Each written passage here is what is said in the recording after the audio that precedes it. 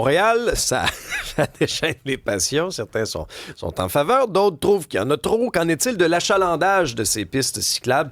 Eh bien, notre collègue de l'agence QMI, Marie-Laurence Delaunay, s'est penchée là-dessus. Salut, Marie-Laurence. Salut, Alex. Dresse-nous un peu un portrait de la situation, notamment sur les grands axes. Pensons aux rêves là, sur Saint-Denis, entre autres, mais d'autres également. Est-ce que les chiffres justifient un tel déploiement? Il y a des gens qui se posent la question, des automobilistes surtout, mais là, si on parle à des cyclistes, on va avoir un autre son de cloche complètement. Parce que selon les données de la Ville de Montréal, tu sais, il y a des compteurs sur différentes pistes cyclables à Montréal et on voit qu'il y a quand même des grands écarts. Si on parle du rêve de Saint-Denis, l'été, là, il y a en moyenne 600 passages de vélo chaque jour. Quand on parle des pistes cyclables un peu moins achalandées, donc qui se trouvent sur des axes secondaires, là, on va parler de quelques centaines en moyenne par année. Si je te donne les deux endroits les plus achalandants à Montréal, là, il y a le Saint-Denis, coin Hier, il y a eu près de 5000 personnes qui ont circulé à cet endroit-là. Il faisait chaud parce qu'habituellement, l'été, c'est beaucoup plus. En moyenne, on parle quand même d'un peu plus de 3000. Du côté de Saint-Denis, Rachel, c'est aussi en moyenne, là, si on parle vraiment depuis le début de l'année 2025, on parle de plus de 3000. Mais les axes vraiment moins achalandés, comme la rue Westmount, dans la Villiers de Westmount, on parle d'environ 100 personnes, 100 cyclistes par jour qui vont circuler là. Donc, il y a des gens à qui je parle aussi qui c'est ça, qui disent, il n'y a pas un chat, ça n'a pas de bon sens. Pourquoi on va mettre une piste cyclable si elle n'est pas utilisée? Là, il y a vraiment un débat autour de ça, mais juste pour te donner le ton un peu des gens à qui on parle à Montréal, tu as sûrement déjà vu ce type de commentaires-là aussi sur les réseaux sociaux. Quand on parle à des automobilistes, c'est clair que les pistes cyclables n'ont pas toutes leur raison d'être. On les écoute. Les pistes cyclables à Montréal ont leur raison d'être. Pas du tout. Mais surtout en plus avec la construction, la rénovation et tout. Je trouve que ça empêche vraiment la circulation. Parce que pourquoi ils ont fait une piste cyclable s'il n'y a personne qui se promène dessus? Beaucoup trop. Il y en a trop. Et à chaque année, il y en a des nouvelles. Ils en font encore des nouvelles sur Hochelaga, plus loin. Puis, à un moment donné, les voitures n'auront plus de place pour aller nulle part. Mais c'est sûr que j'ai l'impression que dans certaines rues, quand il y en a vraiment quasiment à chaque rue, c'est peut-être un peu moins nécessaire. Mais moi, je suis quelqu'un qui fait aussi du vélo dans la vie. Donc, c'est sûr que je trouve ça vraiment bien parce que c'est très sécuritaire.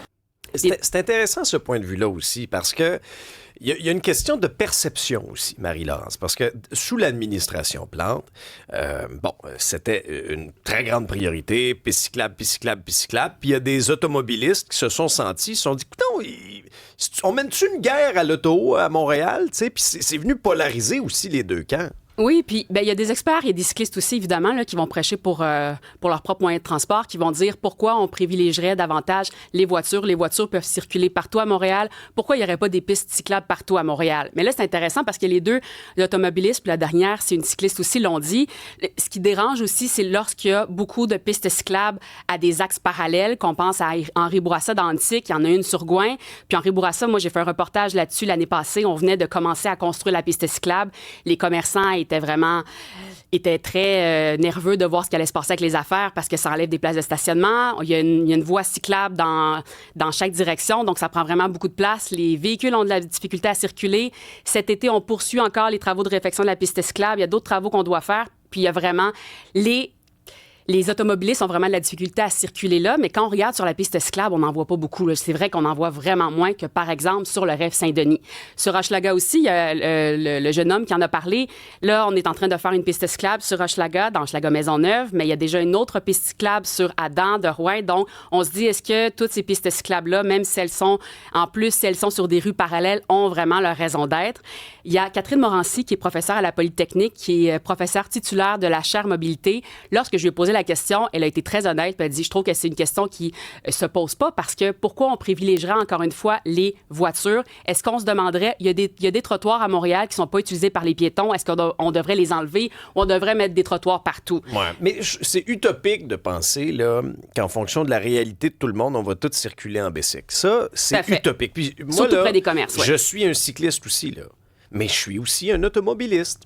Puis ça t'agace un peu. Ben non, mais c'est parce qu'à un moment donné, là, l'espèce de one size fit all, là, comme on dit, là, l'espèce de, c'est un moule pour tout le monde. Puis c'est pas vrai que la réalité de chacun entre dans la petite boîte Bien, tu vois, Mme Morancy, ce qu'elle disait à ça, c'est qu'on aurait peut-être dû configurer la Ville de Montréal pour qu'il y ait de la place tout de suite pour tous les types de moyens de transport. Mais ça n'a pas été fait comme ça. Ça a été fait pour les automobilistes d'abord. Mais c'est sûr qu'il y a de plus en plus de pistes cyclables. Mais pour elle et pour le cycliste qu'on va écouter, ça devrait vraiment être une question d'équité. Là, on va entendre Mathieu Murphy-Perron, qui, lui, circule à vélo 365 jours par année, pluie, beau temps et l'hiver aussi.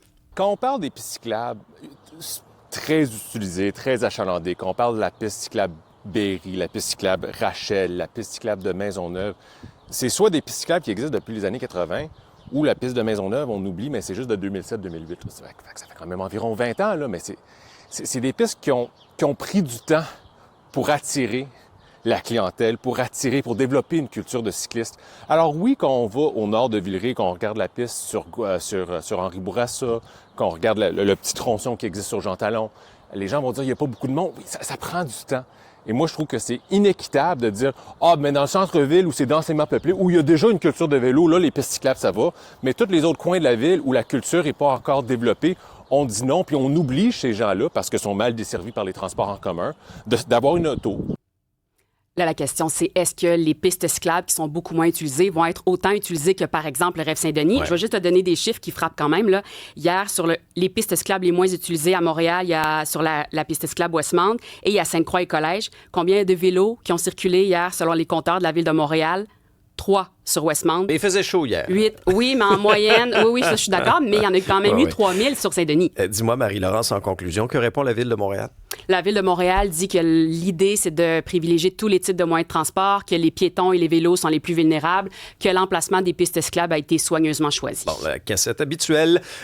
Merci beaucoup, Marie-Laurence. Tu es journaliste à l'agence QMI. On peut lire ça sur nos différentes plateformes.